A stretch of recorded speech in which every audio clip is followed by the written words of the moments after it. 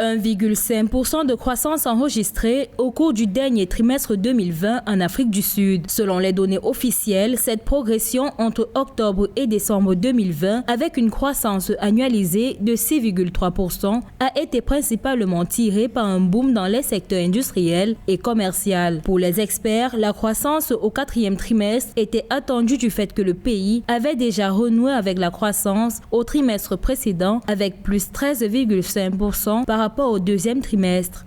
Entre octobre 2020 et janvier 2021, tous les pays environnants ont dû importer de l'Afrique du Sud, donc donner des devises à l'Afrique du Sud. Bien que la crise sanitaire et les mesures de restriction aient porté un coup dur à l'économie sud-africaine, déjà en récession, elle a montré des signes de résilience face à la pandémie au quatrième trimestre 2020. Les analystes prévoient une amélioration de la situation économique en 2021. D'après eux, la mise en œuvre progressive de la vaccination devrait calmer l'inquiétude et soutenir la confiance.